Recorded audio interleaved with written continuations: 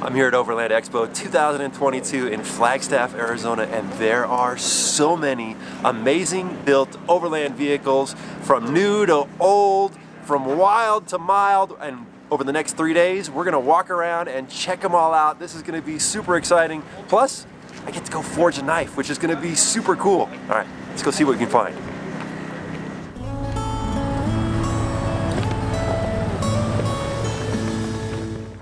I've been coming to the Overland Expo here in Flagstaff for many years now, and it really is one of my favorite events of the year.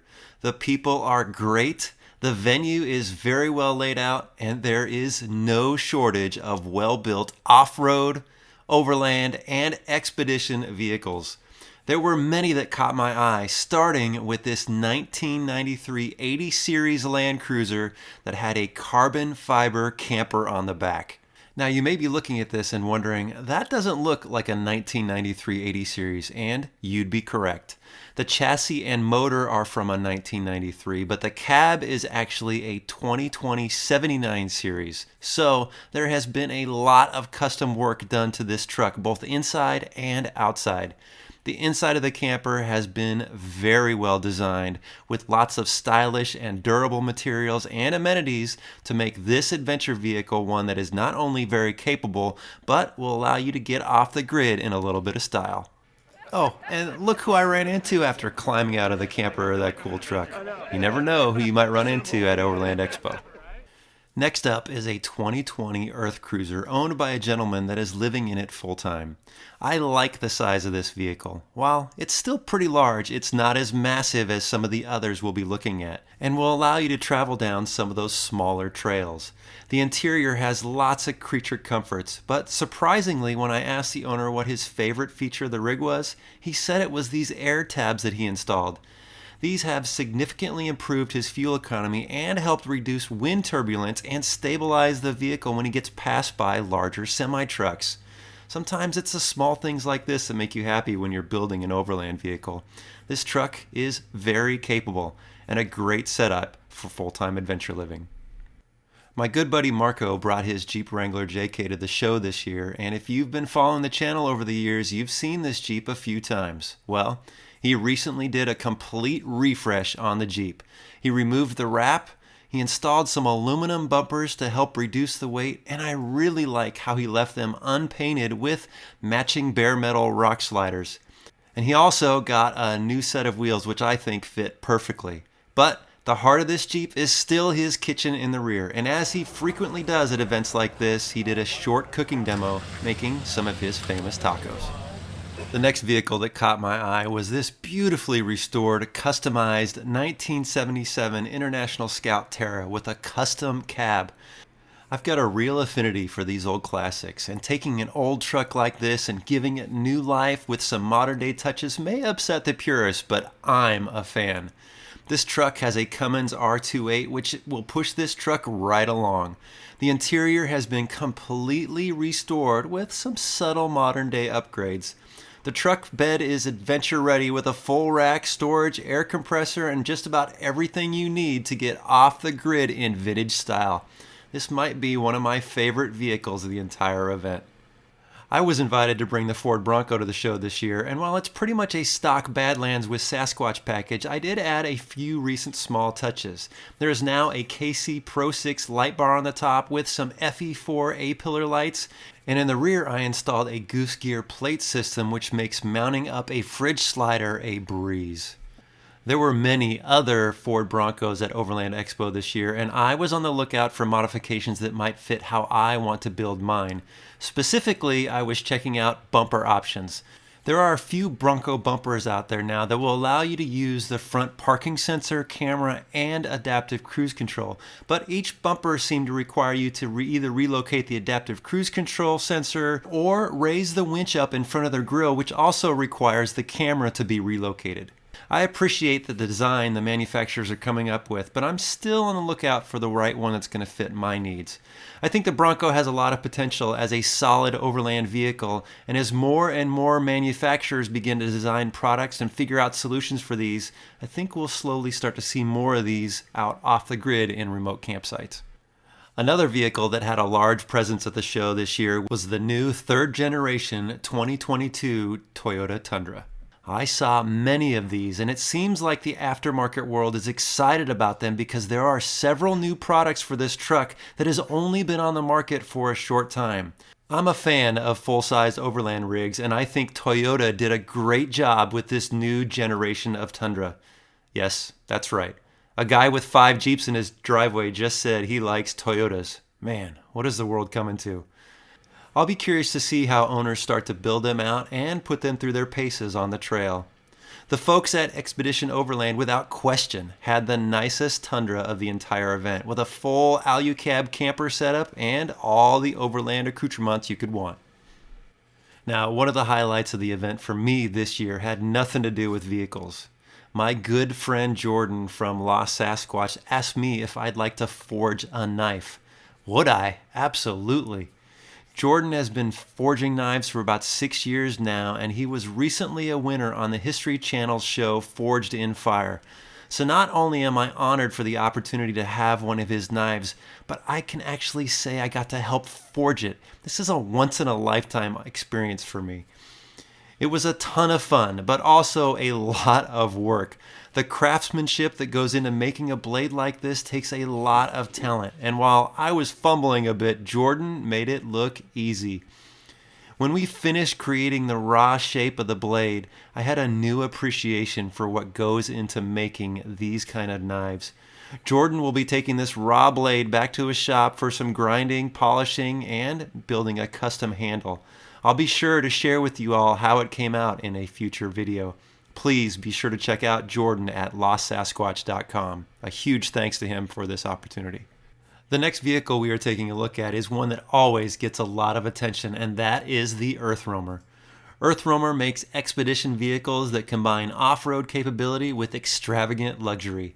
This year, they brought their fully outfitted LT1 truck that's optioned out and sells for around $800,000.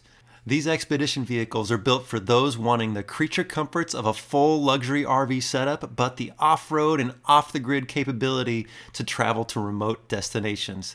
This robust vehicle is built on the Ford F550 chassis and has massive 43-inch tires. It has 100 gallons of fresh water, over 1,300 watts of solar, 11,000 watts of lithium-ion batteries, and a luxury experience inside that is unmatched in the Overland segment. They have built over 300 of these since 1998, and there have been no shortage of customers looking for this type of lifestyle. I don't think I'll ever own the keys to one of these, but it sure is fun to dream of the possibilities. If you are more of a do-it-yourself type person, check out how these folks have built their truck that they are living out of full-time and traveling the world. They took a 1994 Stewart and Stevenson's that was a former military vehicle and built it to fit their lifestyle.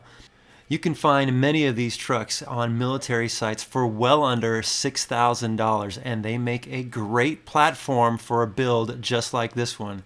You can see that both inside the cab and inside the habitat that they have added a lot of comfort for their long adventures. The whole inside of this habitat was very well done, and it just had a nice home feel to it. It doesn't feel like you're in the back of a big old military truck. They also carry an adventure bike on the back, which allows them a little more freedom when they are out traveling. This is a very unique and practical build. There were a few other large expedition-style vehicles at the show, and they all had their unique features. This one had a garage in the rear with an elevator for an ATV. That's pretty cool. This one was a little smaller and built on a modern Mercedes platform. It also had a carrier on the back for a motorcycle that raised and lowered, and the interior was very nice and very well laid out. These rigs are super cool, but for me, I prefer something just a little bit smaller so I can get in some of those tight and technical trails. In between scouring the expo for interesting overland vehicles, I did take the time and taught a class this year about leading and planning an overland adventure, and it seemed to be pretty well received, so it might be something I'll do again in the future. I also took a little time to meet up for coffee and donuts with some E3 Overland members that were here at the event. If you aren't familiar with E3 Overland, I'll leave a link in the video description. It's a great organization that offers exclusive membership benefits. Now, in my walkabout at the expo, I can tell you that Jeep Wranglers on display were few and far between this year, which was a bit surprising considering how many Overland Jeep owners there are. The extended Jeep JXL, which was on display, is something I like, but I had my eye on an Ursa Minor this year. I think this is a great alternative to adding a roof rack and a rooftop tent to a Jeep Wrangler, and something I've been giving some serious consideration to. I think there's a lot of benefits to this Ursa Minor, so maybe in the future, I don't know, I'm thinking about it. There were more Jeep Gladiators than Wranglers on display for sure, and I think it's more of a practical platform for an Overland build than a Wrangler, honestly. There have been some great aftermarket modifications that have come out over the last couple of years for Gladiators that I really like. Oh, and let me just state, since I was asked many times this weekend, yes, I like the Gladiator, and yeah, I kind of do regret selling mine a little. The pop-up camper on the back of this Gladiator was very unique. It had hard walls with carpet on the inside and this large window, a roof rack on the top that seemed to be very well constructed. I haven't seen a design like this before on the back of a Gladiator. Found it very fascinating. This was probably my favorite Gladiator of the entire expo. Just an aggressive build. You could take this thing anywhere off the grid you wanted to go and still be comfortable. To do it over again, I'd probably build something similar to this. Very tasteful, but very cool. SmartCap had one of their Gladiators on display that I thought was really cool. Now, they have been making bed caps for a while that are made of stainless steel, but now they offer a full Gladiator bed replacement. There are a few of these out on the market, but they did a great job with the design on this one. I really liked it. Okay, now time to take a look at some other classics that caught my eye. This is my good friend Ryan's Blazer, and he has been a big inspiration to me, not only wanting to get my 74 Cherokee up and running in as good a condition as his, but finding period-correct camping gear like he has done here. It's a slow process, but I hope to have a retro setup like this up and running soon. This pair of Land Cruisers here, Ketchup and Mustard, Regina and I affectionately referred to them as, have been very well restored and have some nice modern upgrades. I think I like Mustard just a little bit better. If given the choice, which ones would you grab the keys to? This 1964 Series 2A is a real gem. Almost all original and is no show queen. This rig is still out on the roads and the trail. What a fun vehicle this must be to drive. The last classic I'm going to take a look at is one that tugged at my heartstrings. Being a prior Navy corpsman, this old military ambulance just brought back a lot of memories. While I've never driven in a military ambulance this old, the smell of the canvas and the raw and simplicity of this vehicle, similar to the one that I used to drive. This one was built to showcase my good friend Jillian's new podcast show, Citizen J. Go check it out. It's a great listen, and you might catch Marco and I in a future episode. There was a good assortment of unique vehicles at the event, ones you don't typically see folks using as overland vehicles. This Porsche with its pink wrap and white wheels sure stood out. This Mitsubishi van was really great to see, and a good reminder that you don't have to spend a lot of money to get out there and have amazing adventures. These folks are having a blast in this van. This Mercedes G-Wagon is unique, as not only is it not a common build, this one was on portal axles. This truck has got a great drivetrain under the hood, but also a whole lot of ground clearance. This is a right-hand drive, I think it's a Hilux, that you rarely come across, and probably one of the most unique vehicles I encountered was this 1964 forward control Land Cruiser that used to be a fire truck in Switzerland. It doesn't get any more unique than that, and oh, it was for sale. They were asking just over $39,000 for it. You think it's worth that much? My good friends Yeti and Yolo had their Heritage Forge Ranger at the event, and they are just coming back from the Nora 1000 race in Baja. They are some of the best folks you'll ever meet and living life to the fullest, traveling around in vehicles like this one. There were lots of full-size vehicles on display, and you might recognize this van here. This is Jason's from the Primal Outdoors YouTube channel. It's a very cool build, and he and I got to talking a little bit. Maybe we'll be connecting up in the Pacific Northwest and see some of his favorite spots up there. Keep an eye out, maybe more to follow on that. And when it comes to full-size vehicles, I've always got my eye out for power wagons. And this one, I love the color, but he's just done a great job with the build. Now, if I could rewind in time, I might have opted for a Project M camper instead of the Hawk that we went with. We love our camper, but there's something intriguing about the simplicity of this. Plus, it doesn't weigh as much. I really spent quite a bit of time with this build. Now, this is a Ram 3500 with all the AEV gear, but it's a two-door, which means the wheelbase is shorter, and then you have a flatbed with this AT camper up there. I really like the size of this. You still get the full camper effect, but you get a shorter wheelbase, which make it a little more maneuverable on some of those tight trails. And as expected, there were a good amount of Toyota Tacomas on display at the event, and I think the Tacoma is a good truck, and the aftermarket support for Tacomas is almost as abundant as it is for Jeep in the overland space. It's a great platform for an overland build. For me, I think I gravitate more towards the 4Runner, and I love the color on this one. But I think Toyota is long overdue for a 4th gen 4Runner. I think with the competition from the Bronco, they really need to hurry up with a new modern update. And I've said it many times in the past, I think the Chevy Colorado is one of the most underrated overland trucks you can build. They are a solid truck, and I personally think they just look good. This one here is owned by Karen, and I met her at this year's event for the very first time, and she is an amazing person with such a great story. Her truck is outfitted with a one-hand control that allows her to get out and have amazing adventures. It was so great meeting her.